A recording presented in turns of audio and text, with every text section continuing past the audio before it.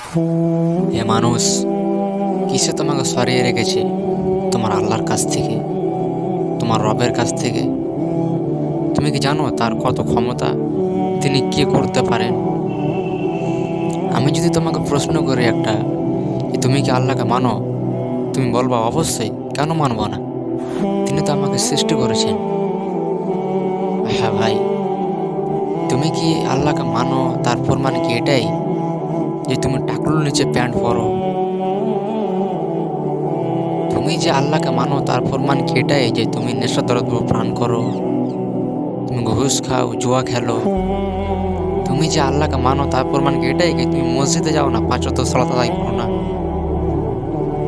তুমি যে আল্লাহকে মানো, তারপর মানে কি এটাই যে তুমি মোবাইলে টাইম পাস করার জন্য পাবজি, ফ্রি ফায়ার খেলো? আহ প্রিয় ভাই আমার, একটু ভাবো, যিনি তোমাকে সৃষ্টি করেছেন তার ক্ষমতা কত। তিনি গড়ান, আবার তিনি ধ্বংস করেন। একটু ভাবো প্রিয় ভাই আমার।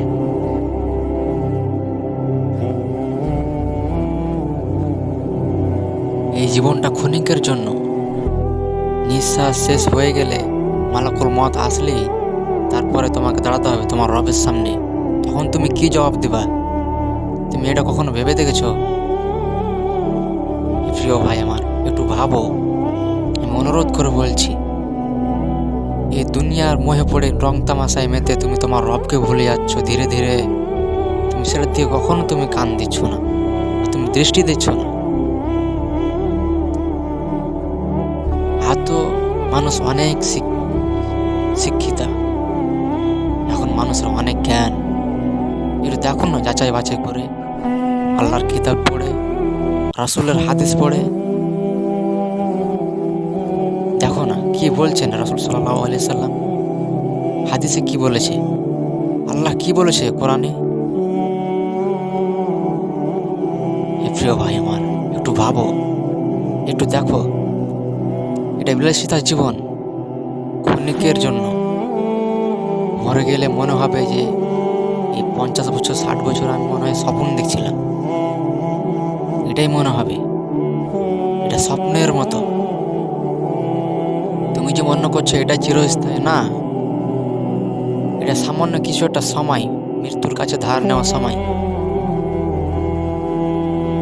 মরার পরে যুগ যুগ ধরে যে থাকতে হবে, এইটা ভাবো। যেমন জাহান্নামে মরণ হবে না, তেমন জান্নাতেও মরণ হবে না।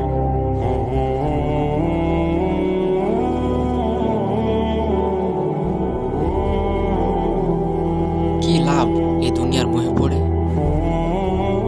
এই দুনিয়াতে থাকো তার মতো, যিনি বাজার গেছে, বাজার থেকে আসছে, আস্তে আস্তে প্রতিমধ্যে রাস্তার মাঝামাঝিতে একটি গাছ আছে,